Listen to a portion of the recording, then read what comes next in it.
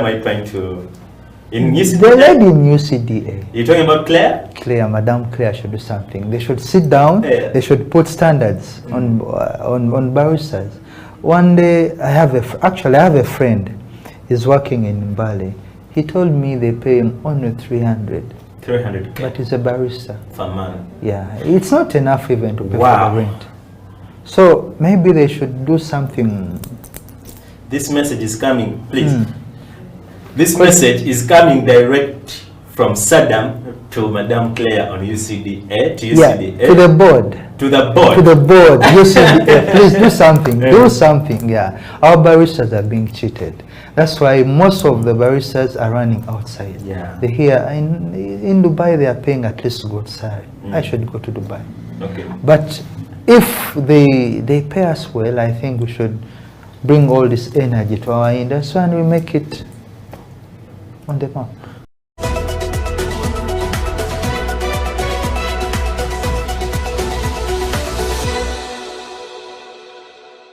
You have to know each equipment. You have to know the brew ratio. Actually, the brew ratio is, I think, the most important. Brew ratio now most people may not understand. It is the ratio of the coffee powder to water, and the yield. Water in this article will bring us into the yield. If I put 10 grams of coffee into my portafilter, how much of it am I exactly? So if you don't master the brew ratio, oh, everything is going to turn out a mess. You understand? Even if you know that knowledge and you don't master the brew ratio.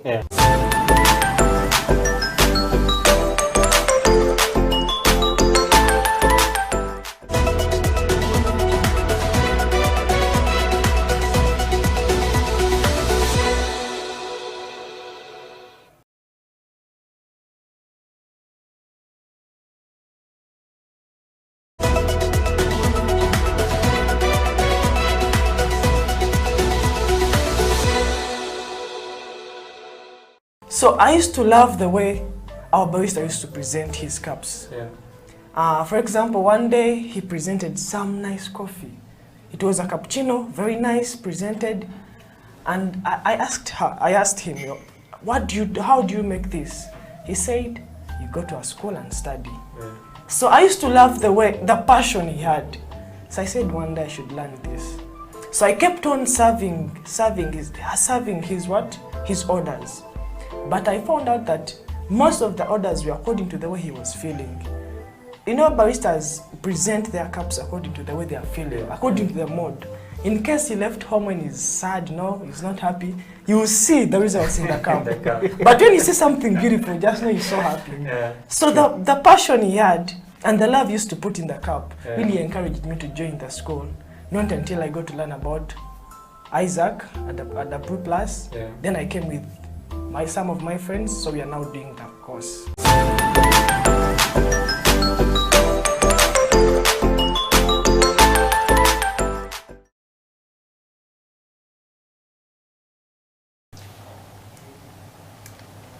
Welcome back from that short commercial break. You're still watching the Coffee Break Show on House of Talent TV with me, Amun Mukisa, right here in our bigger studios. These studios are fancy. They make you calm, make you want to take coffee, and especially with the fact that we have the coffee session that's, the best part of the show for me is when we are brewing coffee, because I get to learn how to make this coffee. I don't know about you who's watching us from home, but me, this is the part that I always look out for. Sam today is going to help us brew or make for us a French press. Yes, I know we've had many baristas, many coffee makers come here and make a French press, but there's someone who tweeted us and he was like, you know what guys, yes, I've watched all these episodes that you've done about the French press, but I really want you to do it one more time for me in one weekend. And here we are. We have the big guy right here ready to make for us the French press. Sam, yes, please. Are we ready to make the French press for our dear viewers? Very much ready, sir. Very much ready. Yeah. Here's the floor for you. Tell us what's it all about that people fancy French presses, what type of coffee it makes, what method, all that kind of information. Okay, a French press is a manual brewing equipment, and every manual brewing equipment comes out with the result is black coffee. Depending on the way you make it, it may be strong or mild, depending on the client's order or what you want as a passion. So here, actually, we are going to make it in a way that favors people at home, because at home mostly people don't have scales and they do want to take coffee. But when you're making this in a restaurant, you're supposed to have a scale around you, and you're supposed to do some measurements. Yeah.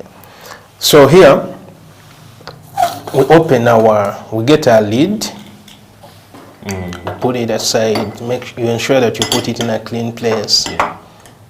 Then we preheat our press.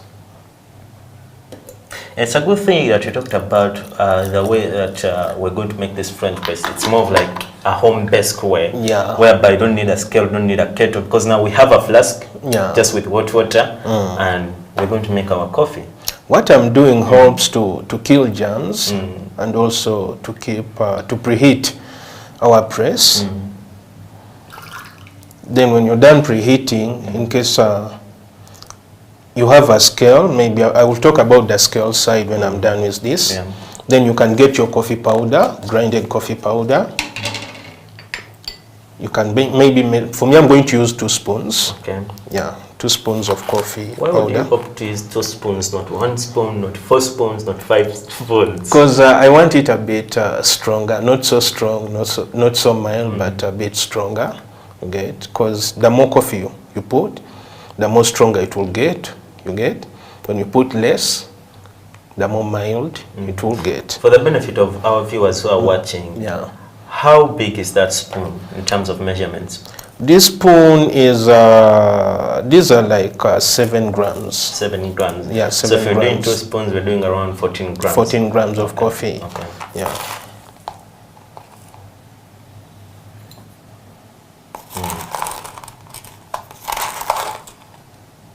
Nice. Does the grind size matter in a French press? Yeah, it matters a lot because the grind size has to be slightly coarser compared to other manual brewing equipment. Okay. Yeah. So it is supposed to be slightly coarser. So after you're done with the powder, you get your water.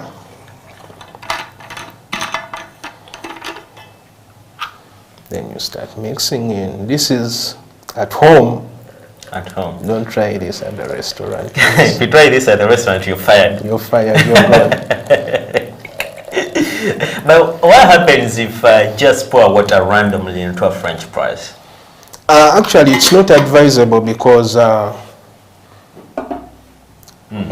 as we are mixing, we are looking at the flavors and the aroma out of the coffee. Okay. That's what we base on. Coffee, it's not all about taking, You have to, to get the flavors, the aroma, at times the acidity, the smoothness of the coffee. You have to feel these things as you're taking the coffee.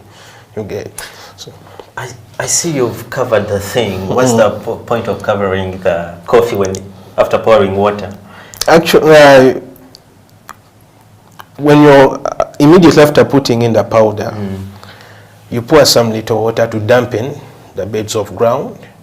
Then after some very few minutes, you continue with the pouring. In case you have some measurement around, you keep on continuing.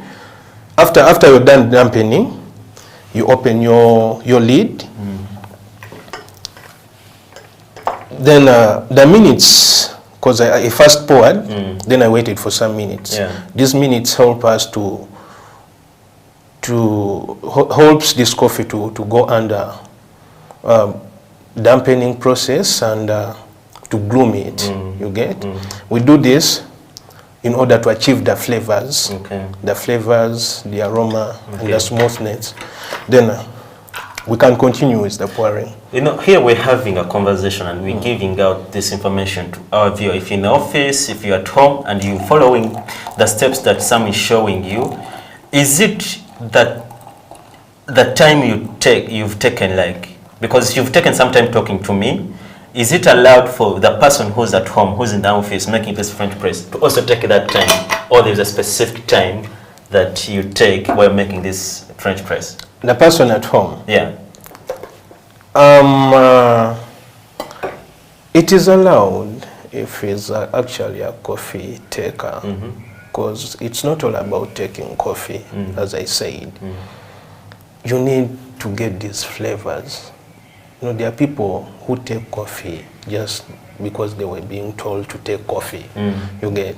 And after taking, they say, man, I will never take that shit again. They call it shit at times. Sorry to use that word. I know. The thing is too like bitter. Coffee drinkers don't like bitter coffee. You know, like bad tasting coffee. Yeah. They don't like it. Yeah. So, after tasting, you know, it helps us, as I said, to gain the body, the flavors and the acidity, the smoothness of the coffee when you're tasting it. Okay. So the more time the coffee sits in a French press, the more sweet it becomes, or the more bitter it becomes?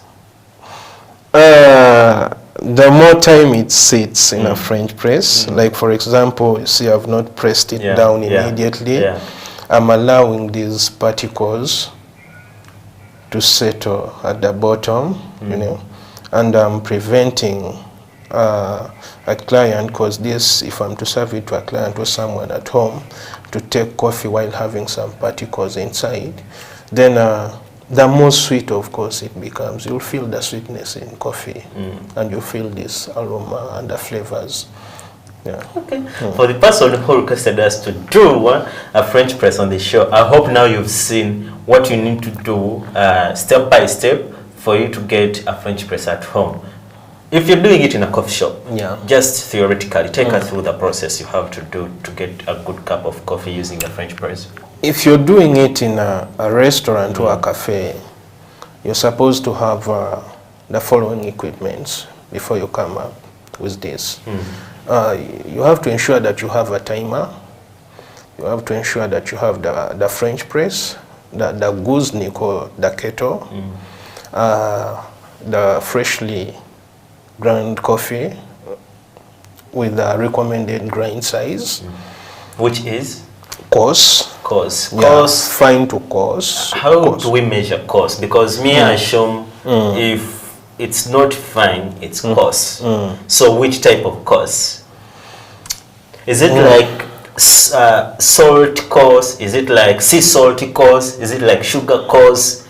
So which grind size of coarseness that we need? It's like actually, it is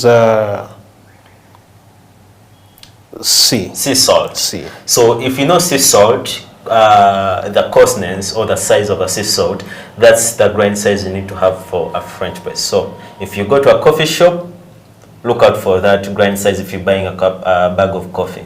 And so we've gotten our coffee, we've gotten our scale, timer, the French press, the gooseneck kettle, and that's all? The gooseneck kettle. Yeah, for a French press, that's... For a French press, that's all. Plus my cup. Yeah, plus your cup. So we're done with our French press, right? Yeah, I should tell you about the French press. So guys, tell us what you think about this French press that Sam has made for us. You know, always, whenever I'm on the show, I always be the first to tell you how the coffee is tasting. But today, I want you guys to tell me how you've seen or what you've known or understood during the making of this French press right here that we have. But anyway, I'm here and I'm the one going to taste the coffee. So that's the benefit of being on this show. And that's why I said this is my best part of the show. So Sam, can I take on the coffee and taste it? Yes, please. Okay, that is mine. Guys, you don't know what you're missing here.